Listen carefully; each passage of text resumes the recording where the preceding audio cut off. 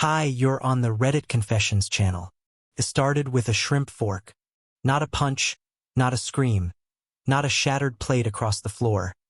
Just a tiny silver fork clinking against porcelain as she leaned in, smiled for the table, then turned her lips toward me and whispered, "You always embarrass me. Just keep quiet." I wish she'd thrown wine in my face instead. At least that would have made sense. We were 4 courses into a dinner with her new firm. Rich people with wrinkle-free blazers and stories about Napa vineyards I couldn't pretend to care about. I didn't belong there. I never did. But Valerie wanted a husband-shaped prop at her side. Someone who'd laugh when appropriate and vanish in between. So I played along. Until I tried to be funny.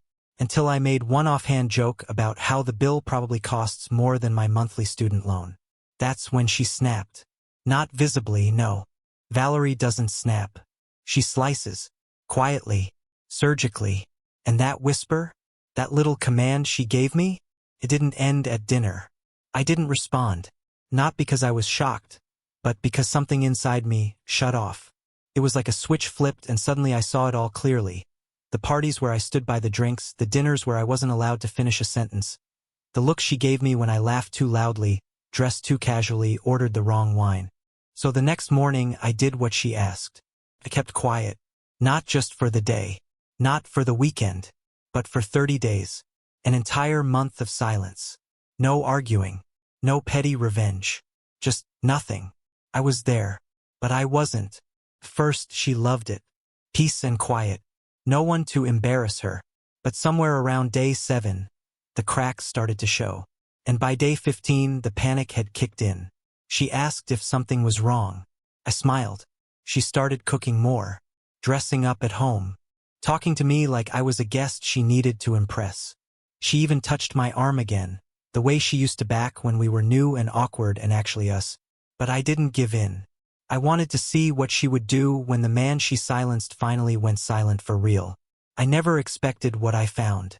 For the first few days, Valerie didn't say much. Honestly, I think she assumed she'd won. She probably told herself, finally, he's learning to stay in his lane. She made coffee in the mornings like always, scrolled through her phone at the kitchen island, and hummed softly while checking emails. The silence between us wasn't awkward to her. It was convenient, controlled, the way she liked it. But by day 5, I noticed a shift. She started asking small questions again, pointless ones. Did you water the ferns? We don't have ferns.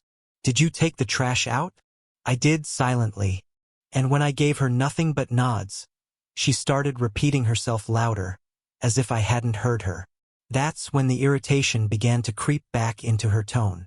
I could feel her trying to drag me back into the old rhythm. But I stayed out of reach. That Saturday, we were invited to another work dinner. She didn't even ask if I wanted to go. She just left a blazer out on the bed and said, "Wear this, please." But when I walked past it and sat in the garage instead, sipping a beer in silence, she stormed out to the car alone. And for the first time in years, I didn't follow. Later that night, I found her on the couch with her heels off and a bottle of wine half gone. Her eyes were red. She looked up at me like I'd just returned from a long trip, like she didn't recognize me. "Are you mad at me?" she asked, her voice smaller than I'd ever heard it. I didn't answer. I walked past her, grabbed a blanket, and tossed it on the armrest beside her. Then I went to bed. The next morning, she tried a new tactic. Breakfast, pancakes, bacon, my favorite. She even played my old jazz playlist on the speaker like nothing had happened. "I thought we could have a nice morning," she said cheerfully. I nodded once, poured myself coffee, and ate in silence. She sat across from me, staring, waiting for something. A smile, a joke, a spark. I gave her nothing. That afternoon, her tone cracked. "I don't understand what's going on with you," she snapped. "You're acting like a child." Still, I said nothing. That was the first time she raised her voice since the night of the dinner. And it wouldn't be the last. By the end of the second week, she was unraveling. Her texts grew longer and more desperate. I know because I saw them pile up on my lock screen. "Can we talk? Please don't shut me out." I didn't mean it the way it sounded. That one nearly got me, but I stayed the course. She thought silence was weakness. She thought I would break first. But the truth was, I had already broken long before that dinner. This was just the echo. And then, just when I thought the silence would finally force her to see me, I stumbled across something that shattered everything. Not because it was loud, but because it was written. And it wasn't meant for me. It was a Tuesday. Regular, boring, muted. Valerie had left her laptop open on the kitchen counter while she stepped into the shower. Normally, I wouldn't even look. Not out of respect, really, but because I'd convinced myself long ago that some doors were better left shut. But that morning, something pulled me toward it. Like curiosity had finally caught up with exhaustion. I told myself I just wanted to check the weather tab, something innocent, but when I bumped the trackpad, the screen lit up.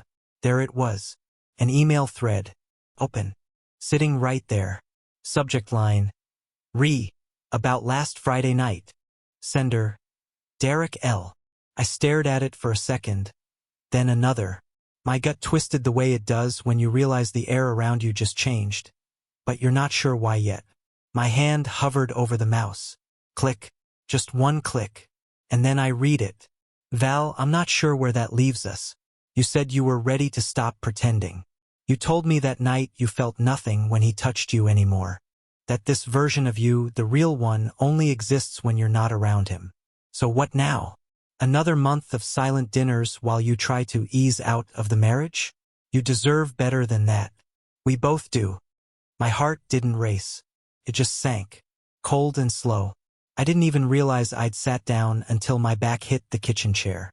I kept rereading it, hoping I was misinterpreting it, hoping it was some creative writing exercise, or a mistyped message, or a terrible misunderstanding. But it wasn't. The timestamps were real. The name was real. The words were sharp and familiar. Derek, her coworker, the one she said had a partner already, and wasn't her type anyway. The one who gave her rides home when her car was in the shop. The one who messaged her inside jokes during movie nights when I was sitting 5 feet away. That Derek. I didn't go snooping for more. I didn't check her phone, didn't open her texts. I didn't need to. That email alone was enough. Not just because she'd lied, but because she had said it, out loud, to someone else. That I didn't make her feel anything anymore. That I wasn't him. I closed the laptop and left the kitchen. I didn't yell. I didn't confront her when she came out of the shower with a towel wrapped around her and a look that said she wanted to play normal. I just nodded, got dressed, went for a drive. No destination, no music. Just me and the silence she had taught me to live in. But something in me was boiling now. The quiet had protected me, shielded me like a wall. But that wall had just been cracked open, and now I knew what had been growing on the other side. She didn't notice anything that night. Or if she did, she pretended not to. We went through the motions. Dinner, dishes, bed. I lay beside her while she scrolled through her phone. The same hands that had typed to Derek hours earlier. I listened to her breathe as if nothing had changed. But everything had. Because now I had a choice. I could go back to being quiet, or I could finally start making noise. I didn't sleep that night. I lay in bed with my back to her, staring at the faint glow of the hallway light under the door. Her breathing was calm. Even, I wondered if she was dreaming about him, about feeling something again. I kept hearing those words from the email over and over. I didn't make her feel anything. Nothing. After everything I had done, the life we had built, the compromises, the patience, I had somehow become nothing. But even after reading that message, I still didn't confront her. I didn't scream, didn't throw the laptop across the room. And I sure as hell didn't ask, why? Not because I was strong, far from it. It was because I couldn't trust what would come out of my mouth if I opened it. I didn't want her to hear how broken I really was. I didn't want her to see the man she already believed was too soft, too small, too dull. So instead, I watched her. Over the next few days, I noticed everything. The way she smiled extra brightly when her phone buzzed. The way she left the room for work calls. She never used to care about keeping private. The new perfume she suddenly wore to yoga. The nights she stayed in the car just a little too long after pulling into the driveway. I didn't even need proof anymore. The silence had become my microscope, and under it she was unraveling. Then one evening she broke the routine. It was a Thursday. She came home late, dumped her bag on the floor, and walked straight into the living room where I was sitting, TV off, just existing. "I can't take this anymore," she said, voice trembling. "You're being cruel. You're trying to punish me or manipulate me into... I don't even know what..." Still, I said nothing. "Say something," she shouted, her voice bouncing off the walls like a ricochet. "You've been walking around like some ghost. I don't even know who you are anymore." That was the moment I looked at her. Really looked. And what I saw wasn't rage. It wasn't even guilt. It was fear. Fear that the man who used to orbit her every move had finally slipped beyond her gravity. And that terrified her. I stood up, slowly, and walked over to her. My heart was pounding so loudly I was sure she could hear it. I leaned in just a little and whispered the exact words she had used on me that night at the restaurant. "You always embarrass me. Just keep quiet."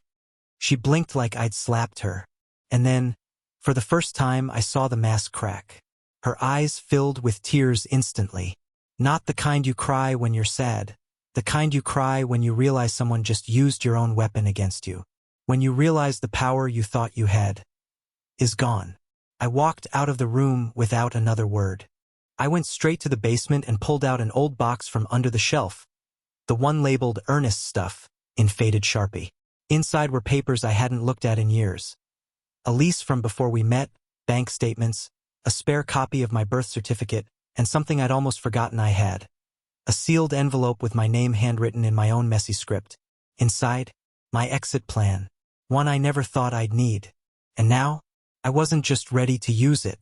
I was ready to disappear. The morning I decided to leave didn't feel dramatic. There was no thunderstorm, no movie-style rain hitting the window, no packed suitcase by the door. It was quiet, the kind of quiet that hums right before something breaks. Valerie was still asleep upstairs, her phone glowing on the nightstand beside her. I stared at it for a long time, knowing what it contained, what it represented. Then I turned away. I didn't need any more proof. The truth had already done enough damage. I made coffee like any other morning, the smell filling the kitchen as sunlight bled through the blinds. But it didn't feel like my kitchen anymore. Nothing in that house felt like mine. Every photo on the wall was a memory she had edited. Every gift I'd ever given her a relic of a life I had apparently imagined. I took my old duffel bag from the closet, the one I used back in college when I didn't know where I was heading but still believed I'd figure it out someday. I threw in some clothes, my wallet, and that envelope from the basement. That envelope had everything. The savings account she didn't know existed, the key to my old storage unit, and the address of an apartment I'd put a deposit on years ago, back when I'd almost left once before. I guess part of me always knew this day would come. When I zipped the bag shut, my hands didn't shake. I expected anger or relief or maybe panic, but there was just stillness. That's how I knew I was done. I left my wedding ring on the counter beside her favorite coffee mug. I didn't leave a note. Notes invite explanations, and explanations invite more lies. She'd already had enough words. I wanted my absence to say everything. I walked out to the driveway and sat in my car for a moment, looking at the house. The curtains were still drawn in the bedroom. The same curtains she'd chosen, the ones she said made the mornings soft and cinematic. I'd loved that about her once. How she could romanticize anything. Now I wondered if that's all she ever did.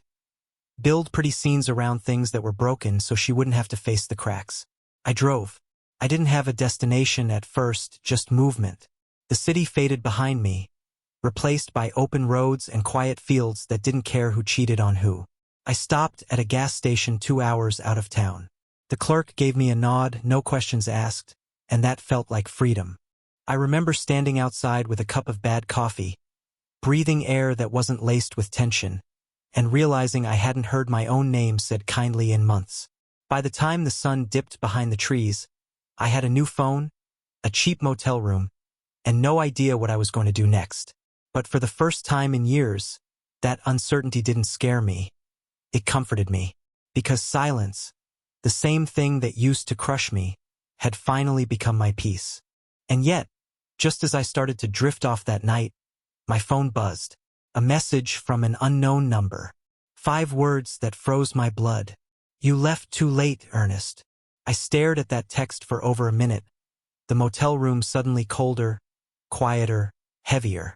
"You left too late, Ernest." It wasn't a number I recognized. No contact name, no previous messages, just those 5 words sitting there like they'd been waiting for the exact moment I let my guard down. And the thing is, no one was supposed to know I was gone. I hadn't told a soul. No family, no friends, not even the one coworker I trusted with a drink and a secret. So how did this person find me? And why now? I sat on the edge of the bed, that ugly floral comforter crumpling beneath me, and reread the message again. There was no follow-up, no emoji, not even a typing bubble, just silence. My first instinct was that it had to be Valerie, some twisted attempt to regain control. But the tone wasn't hers. It didn't drip with guilt or rage. It read more like a warning, or a fact. I replied with one word. "Who?" No answer. I waited. 10 minutes. Then 30. Still nothing. The motel's humming fridge suddenly sounded like thunder. I paced for hours, watching shadows crawl across the carpet. Heart pounding. Every creak in the hallway sending my imagination spiraling. Was someone watching me? Had she tracked me somehow? Did she know about the storage unit? About the backup plan I'd hidden for so long? Or, and this thought chilled me most, had he found out? Because if Derek knew I was gone, that meant he knew I had read the email. And if he knew that, then he knew I had the upper hand. The last thing I wanted was to be dragged into some pathetic triangle of confrontation. I'd walked away to escape the noise, not to fight for scraps of dignity she hadn't already destroyed. At sunrise, I decided I couldn't stay there. I tossed my things back into the duffel, paid cash at the front desk, and drove west. No map, no plan, just the simple goal of getting far away from whoever had sent that message. A few hours later, I pulled into a sleepy town with a diner and one blinking stoplight. I parked near a library with free Wi-Fi and used their computer to open an anonymous email I'd set up long ago, back when I first had doubts about the marriage. It had access to a synced backup folder that mirrored the contents of Valerie's laptop anytime it connected to our home Wi-Fi. I know that sounds paranoid, but if you'd lived in my shoes, the dismissiveness, the gaslighting, the way her words bent reality, you'd understand. I wasn't proud of it, but I had to protect my sanity. And now, that paranoia might be the only thing saving me. I opened the most recent files. Nothing jumped out at first. Just reports, calendars, travel itineraries. But then I saw it. A document titled Moving Forward, Personal Notes. It was short, a half-page of bullet points. No header, no date, just raw thoughts. And one of them read, "Make sure Ernest doesn't find out about the account before September." Account? What account? She told me we were tight financially. She'd canceled our vacation. Said her bonus didn't go through. So what the hell was she hiding? The next bullet point made my stomach twist. Derek says once it's done, we never look back. Just one clean break. This wasn't just infidelity. This was a setup. I wasn't imagining the coldness. I wasn't overthinking the distance. I hadn't just been a bystander to my own humiliation. I'd been targeted. My silence didn't just make her uncomfortable. It threw off a plan. And someone, somewhere, just let me know I wasn't supposed to figure it out. I didn't eat that day. Couldn't. My body moved, but my mind stayed stuck on one sentence. Make sure Ernest doesn't find out about the account. I kept rereading it like maybe it would suddenly make sense. Like maybe it wasn't as bad as it looked. But it was worse. Because when someone starts hiding money, they're not planning a future with you. They're preparing to leave you behind. Or worse, erase you. I drove another 20 miles out, found a cheap coffee shop with free Wi-Fi, and logged into every bank portal I'd ever had access to. Nothing unusual. No large transfers. No new withdrawals. Our joint account looked as boring and depleted as ever. Then I tried her personal accounts, the ones I had passwords for back when trust still meant something. Passwords she never changed. I guess she figured I'd never look. And until now, she was right. That's when I saw it. A new savings account under her name, opened 6 months ago. Hidden beneath a new tab labeled Vacation Fund. Cute, clean, innocent. Except there was over $74,000 in it. And that money wasn't from her salary. I knew what she made. I knew our bills. Our life wasn't extravagant. So where the hell had it come from? Then I saw the deposits. Regular ones. Neat, structured transfers from a completely different business account. Not hers, not ours, but listed under a generic LLC. I Googled it. It led back to a small consulting firm that, surprise, surprise, Derek happened to be a partner in. So now we had money laundering, deception, and romance all tangled into one neat little betrayal package. I wanted to scream, throw something, drive back and explode in her face. But what would that do? I had no proof of what she planned to do with it. No confession. Just shadows. So I did the only thing I could think of. I called my cousin Grant, the one person I trusted with anything. We hadn't spoken in months. But when he answered and heard the tension in my voice, he didn't hesitate. I met him an hour later in a parking lot behind a laundromat. The moment he saw me, he said, "Man, you look like you just crawled out of a war." I told him everything. The silence, the email, the account, the message. He listened without blinking. Then he asked a question I hadn't dared to think about. "Do you think they're planning to take you down legally? Like, set you up for something?" I hadn't thought about that. Not clearly. But the moment he said it, the pieces clicked in my head like a lock turning. The silence wasn't just me disappearing. It was her losing track of what I knew. And that threatened everything she had set in motion. What if the silence gave me too much space? What if I had overheard something I wasn't supposed to? What if I had stumbled onto something that tied her to fraud or worse? What if Derek wasn't just a lover, but a partner in more than one kind of crime? Grant offered me a burner phone and told me not to use my cards. He said, "You need to play this like you're in danger. Because if you're not, great. But if you are, and you treat it like a breakup instead of a trap, you're gonna end up on the losing end of something a lot bigger than heartbreak." That night, I didn't sleep. I reviewed everything.